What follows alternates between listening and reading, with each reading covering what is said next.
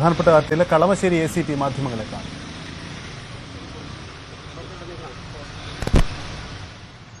Narcotics വിപണനത്തിനായി ഉപയോഗത്തിനായി സൂക്ഷിച്ചിട്ടുണ്ട് എന്നുള്ള കൃത്യമായിട്ടുള്ള വിവരത്തിന്റെ അടിസ്ഥാനത്തിൽ ജില്ലാ പോലീസ് മേധാവി ശ്രീ കുട്ടമലാദിത്യ അവർ കിട്ടിയൊരു ഇന്റലിജൻസ് ഇൻഫർമേഷനാണ്. അതിന്റെ അടിസ്ഥാനത്തിൽ നാർക്കോട്ടിക്സ് സെൽ ACPയുടെയും ഡാൻസ് ഓഫ് ടീമിന്റെയും കളമശ്ശേരി പോലീസിന്റെയും ഒക്കെ നേതൃത്വത്തിൽ ഇന്നലെ കളമശ്ശേരി പോളിടെക്നിക്കിൽ അതിന്റെ ഹോസ്റ്റലിൽ നമ്മൾ ഒരു വ്യാപകമായ റെയ്ഡ് നടത്തുകയുണ്ടായി.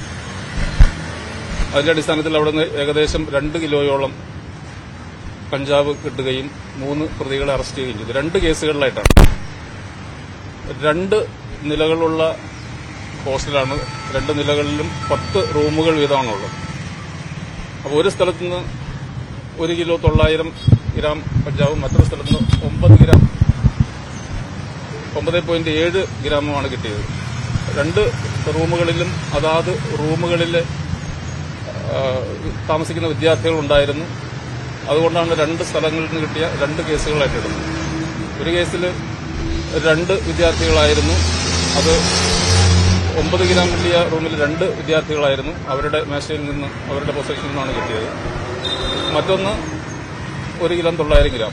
അങ്ങനെ 2 കേസുകളാണ് നമ്മൾ ഇന്നലെ നടത്തിയ മുന്നൊരുക്കങ്ങളൊക്കെ നടത്തി. നമ്മൾ വളരെ കൃത്യമായി മുന്നൊരുക്കങ്ങൾ നടത്തി ഇന്റലിജൻസ് ഇൻഫർമേഷൻ കളക്ട് ചെയ്തതിന് ശേഷമാണ് അവിടെ കൃത്യമായ നിയമങ്ങൾ പാലിച്ചുകൊണ്ട് വിദ്യാർത്ഥികൾക്ക് താമസിക്കുന്നവർക്കോ യാതൊരു തരത്തിലുള്ള അലോസരം ഉണ്ടാക്കാതെ മേലധികാരികളുടെ പോളിടെക്നിക് മേലധികാരികളുടെ രേഖാമൂലമുള്ള അനുമതിയും വാങ്ങിയതിനു ശേഷമാണ് അവിടെ നമ്മൾ അന്വേഷണം നടത്തിയതും ഈ കേസിൽ. ആളുകൾ ഈ കഞ്ചാവ് കച്ചവടം ചെയ്യാനായിട്ട് തന്നെ ശേഖരിച്ചതാണോ അത് വിദ്യാർത്ഥികൾക്കിടയിലായിരുന്നോ കച്ചവടം ചെയ്തുകൊണ്ടിരുന്നത്? എങ്ങനെയാണ് ആ വിവരങ്ങൾ? വിദ്യാർത്ഥികൾക്കിടയിൽ ആണ് എന്ന് വേണം മനസ്സിലാക്കാൻ. കാരണം അത് കോളേജിന്റെ സ്ഥാപനത്തിന്റെ ഹോസ്റ്റലാണ്. അവിടെ കൂടുതൽ വിദ്യാർത്ഥികൾ താമസിക്കുകയും അവിടെ പഠിക്കുകയും ചെയ്യുന്നതാണ്. മാത്രമല്ല, നമുക്ക് കിട്ടിയിരുന്നൊരു ഇൻഫർമേഷൻ ഇന്ന് നടക്കുന്ന ഹോളി ആഘോഷത്തോടനുബന്ധിച്ച് ആഘോഷം കൊഴുപ്പിക്കുന്നതിന് വേണ്ടി അവിടെ അവർ വ്യാപകമായ രീതിയിൽ ഈ കഞ്ചാവ് കളക്ട് ചെയ്തതെന്നും പിരിവ് എടുക്കുന്നതെന്നൊക്കെയാണ് കിട്ടിയ ഇൻഫർമേഷൻ. അതിന്റെ അടിസ്ഥാനത്തിലാണ് നമ്മളവിടെ റെയ്ഡ് നടത്തിയത്. അപ്പോൾ വിദ്യാർത്ഥികൾക്കിടയിൽ തന്നെ ഉപയോഗിക്കുന്നതിനും വിപണനം ചെയ്യുന്നതിനുമാണ്. അതുകൊണ്ടാണ് കൂടുതൽ ക്വാണ്ടിറ്റി കിട്ടിയതെന്ന് വേണം നമുക്ക് മനസ്സിലാക്കാം. ഈ വാർഡൻ ഉൾപ്പെടെയുള്ള ആളുകൾക്ക് ഇതിനെക്കുറിച്ച് അറിയാമായിരുന്നു. ഇവിടെ ഈ ഹോസ്റ്റലിൽ ഈ വിദ്യാർത്ഥികൾ ഈ കഞ്ചാവ് അല്ലെങ്കിൽ നിരോധിത ലഹരി വസ്തുക്കൾ ഉപയോഗിക്കുന്നുണ്ട് എന്നുള്ളത് അവിടെ അറിയാമായിരുന്നു. അതെല്ലാം നമ്മൾ വ്യക്തമായി പരിശോധിക്കേണ്ട കാര്യമാണ്. നമ്മളിപ്പോൾ കേസ് എടുത്തിട്ടേ ഉള്ളൂ. ക്യാമ്പസിനകത്തും പുറത്തുനിന്നുള്ളവരുടെയും എല്ലാ സാന്നിധ്യം ഉണ്ട് എന്നുള്ള വിവരം നമുക്ക് കിട്ടിയിട്ടുണ്ട്. നമുക്ക് ഈ വിശദമായ ഒരു അന്വേഷണം നടത്തിയാലാണ് മറ്റുള്ളവരുടെ പങ്ക്, അല്ലെങ്കിൽ നമ്മളിപ്പോൾ ജാമ്യം കൊടുത്തുവിട്ടവർക്കോ മറ്റുള്ളവർക്കോ ഈ പ്രധാനപ്പെട്ട കേസിൽ ഏതെങ്കിലും തരത്തിലുള്ള പങ്കുണ്ടെങ്കിൽ അവരെ കൂടി നമ്മൾ ആ കേസിലേക്ക് ഉൾപ്പെടുത്തും. അക്കാര്യത്തിന് യാതൊരു സംശയം. കഴിഞ്ഞ വർഷം അവിടെ നിന്ന് എക്സൈസ് 100 ഗ്രാം കഞ്ചാവ് പിടികൂടിയ ഒരു സംഭവം ഉണ്ടായിരുന്നു. ഒരു പൂർവ്വ വിദ്യാർത്ഥിയെ പിടികൂടിയ ഒരു കേസ് ഉണ്ടായിരുന്നു. അപ്പൊ സ്വാഭാവികമായിട്ടും അവിടെ സ്ഥിരമായി ഇങ്ങനെ കഞ്ചാവ് ഉൾപ്പെടെയുള്ള ലഹരി വസ്തുക്കൾ എത്തുന്നു എന്നുള്ളത് തന്നെയല്ലേ അത് വ്യക്തമാക്കുന്നത്? പൂർവ്വ വിദ്യാർത്ഥികളുടെ ഇൻവോൾവ്മെന്റ് ഇതിലുണ്ടെന്ന് നമുക്ക് മനസ്സിലായിട്ടുണ്ട്. പുറത്തുനിന്നുള്ള വിദ്യാർത്ഥികളാണ് ഇത് കൊണ്ടു കൊടുക്കുന്നത്. വിദ്യാർത്ഥികളോ മറ്റു വ്യക്തികളോ അത് നമ്മൾ അന്വേഷിച്ച് കണ്ടുപിടിക്കേണ്ട കാര്യമാണ്. ഇതിനു മുമ്പും എക്സൈസും പോലീസും അവിടെ ചെറിയ ക്വാണ്ടിറ്റി കേസുകളെല്ലാം എടുത്തിട്ടുണ്ട്. പോലീസിന്റെ ഒരു സാന്നിധ്യവും പോലീസ് എപ്പോഴും നിരീക്ഷിച്ചു വരുന്നൊരു സ്ഥലവുമാണ്.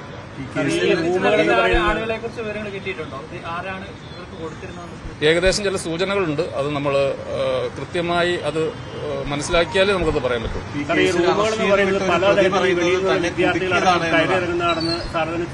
അപ്പോൾ ഈ ഇത്തരത്തിലുള്ള ഒരു ഇടപെടൽ ഉണ്ടാകാൻ സാധ്യതയില്ല. ഇപ്പോൾ 2 കിലോ അടിച്ചു പിടിച്ച റൂമിൽ 2 വിദ്യാർത്ഥികളുള്ളത്. ഒരു വിദ്യാർത്ഥി ആ സമയത്ത് പുറത്തായിരുന്നു. അപ്പോൾ ആ റൂമിലുണ്ടായിരുന്ന ആ വിദ്യാർത്ഥി പറയുന്നത് അവിടെ തുറന്നിട്ടിട്ടാണ് പോകാറുള്ളത്. അപ്പോൾ സാറ് സൂചിപ്പിക്കുന്നത് വെളിയിൽ നിന്നുള്ള വിദ്യാർത്ഥികളടക്കം വരാറുണ്ട്. അപ്പോൾ അത്തരത്തിലൊരു നടപടി ഉണ്ടെങ്കിൽ സ്വാഭാവികമായിട്ടും അതിന്റെ ഒരു പൂർവ്വ വിദ്യാർത്ഥികൾ എന്നിവിടെ മനസ്സിലാക്കണം. അവിടെ ഫ്രീ ആയിട്ട് ചെല്ലണമെന്നുണ്ടെങ്കിൽ ഒന്നുകിൽ അവിടെ പരിചയമുള്ള വിദ്യാർത്ഥികളോ നേരത്തെ പഠിച്ചിരുന്നവരോ താമസിച്ചിരുന്നവരോ ആകാം.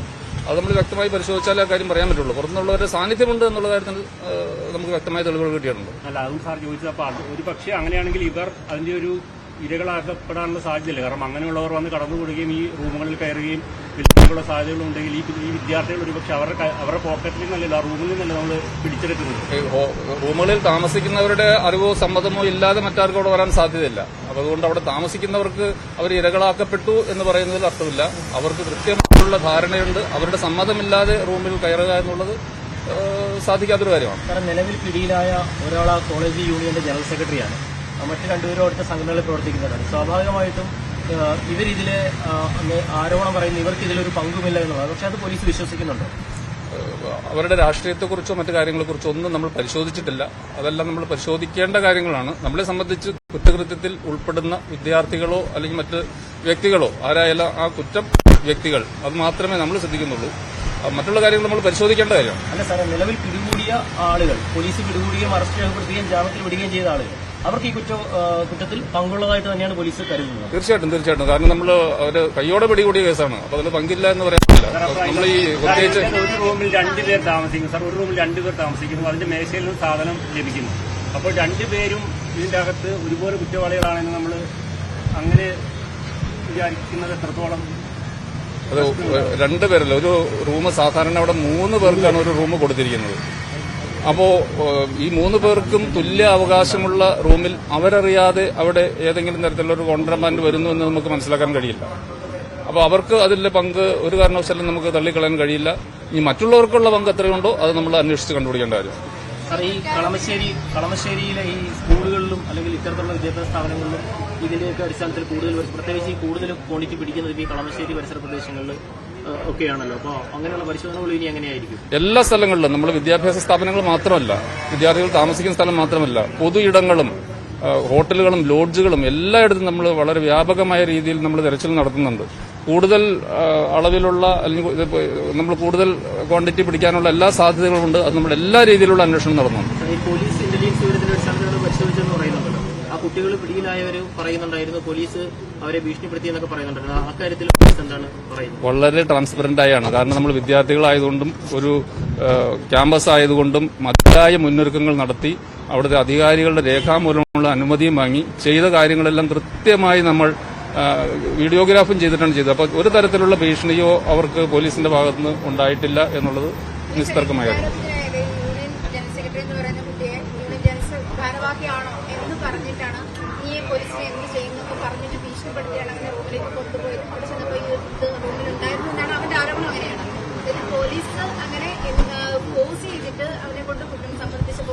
ഫോഴ്സ് ചെയ്ത് പോലീസിന് പിടിക്കണമായിരുന്നെങ്കിൽ അവിടെ ധാരാളം വിദ്യാർത്ഥികളുണ്ടായിരുന്നു. അപ്പോൾ കൃത്യമായ തെളിവുകളുടെ അടിസ്ഥാനത്തിൽ, അപ്പോൾ കിട്ടിയ തെളിവുകളുടെ അടിസ്ഥാനത്തിൽ കൃത്യമായിട്ടാണ് നമ്മൾ പിടിച്ചിരിക്കുന്നത്. ഇനി കൂടുതൽ പേരുടെ ഇൻവോൾവ്മെന്റ് ആണ് നമുക്ക് പരിശോധിക്കേണ്ടതുള്ളൂ. നിലവിൽ നമ്മൾ പിടിച്ചിരിക്കുന്ന അവർ കൃത്യമായും ഇതിനകത്ത് ഉൾപ്പെട്ടവർ തന്നെയാണ്. അത് കൃത്യതയോടെ തന്നെയാണ് ചെയ്തിരിക്കുന്നത്. ഇവർ ഉപയോഗിച്ചിട്ടുണ്ടായിരുന്നു ആ സമയത്ത്. കാരണം ഈ കുട്ടികൾ പറയുന്നത് ഞങ്ങൾ എന്ത് തരത്തിലുള്ള പരിശോധനയ്ക്കും വിധേയനാകാൻ തയ്യാറാണ് എന്നുള്ള കാര്യമാണ്. ഉപയോഗിച്ചതായ സൂചന ഉണ്ടായിരുന്നു ഈ അറസ്റ്റിലായ ആളുകളടക്കം. അതിന് നമ്മളെല്ലാവരും മെഡിക്കൽ പരിശോധന നടത്തിയിട്ടുണ്ട്. അവർ ആ കാര്യങ്ങൾ പരിശോധനയുടെ റിസൾട്ടിന്റെ അടിസ്ഥാനത്തിൽ പറയാൻ പറ്റുള്ളൂ. അവർ ഉപയോഗിച്ചിരുന്നോ എന്നുള്ള കാര്യം നമുക്കിപ്പോൾ പറയാൻ കഴിയില്ല. നമ്മൾ അവരുടെ കൈവശത്ത് നിന്ന് അല്ലെങ്കിൽ അവരുടെ പൊസഷനിൽ നിന്ന് അവരുടെ റൂമിൽ നിന്നാണ് പിടിച്ചത്. അതേപോലെ ഈ 2 കിലോ പിടിച്ച റൂമിലുള്ള മറ്റ് വിദ്യാർത്ഥികൾ അവര് ഈ ഒരു കേസുമായി ബന്ധപ്പെട്ടെന്തെങ്കിലും തരത്തിൽ അത് തീർച്ചയായിട്ടും നമ്മൾ ഇതിന്റെ റൂട്ടിലേക്ക് തന്നെ പോയി എവിടെ നിന്ന് വന്നു, ആർക്കൊക്കെയാണ് ഇതിനകത്ത് ഇൻവോൾവ്മെന്റ് ഉള്ളതെന്ന് കൃത്യമായി അന്വേഷിച്ചത് കണ്ടുപിടിക്കുക തന്നെ ചെയ്യും. കുറച്ച് പേര് അവിടെ നിന്ന് പോയിട്ടുണ്ട്. കാരണം ഇവർ ഈ പറഞ്ഞ 3 പേര് മാത്രമല്ല, കുറച്ച് പേര് അവിടെ നിന്ന് പോയിട്ടുണ്ട്. അപ്പോൾ അവിടെ താമസിക്കുന്നവരെ കുറിച്ചും അവിടെ വന്നു പോകുന്നവരെ കുറിച്ചും ഇതിനകത്ത് ഉൾപ്പെട്ടവരെ കുറിച്ചും എല്ലാം നമ്മൾ വിശദമായ അന്വേഷണം നടത്തി എല്ലാവരെയും നമ്മൾ ഇതിനകത്ത് ബുക്ക് ചെയ്യും. അതിന് സംശയം.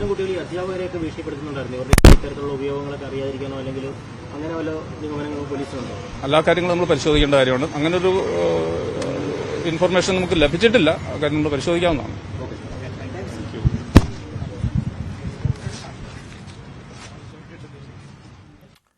ACPയുടെ വിശദീകരണമാണ് കേട്ടത്. എന്തായാലും ഇപ്പോൾ കസ്റ്റഡിയിലായ ആളുകൾക്കെല്ലാം ഇതിൽ ബന്ധമുണ്ട് എന്ന് തന്നെയാണ് പോലീസ് ആവർത്തിക്കുന്നത്. സംബന്ധിച്ച് തെളിവുകൾ കിട്ടിയിട്ടുണ്ടെന്ന് പോലീസ് വിശദീകരിക്കുന്നു.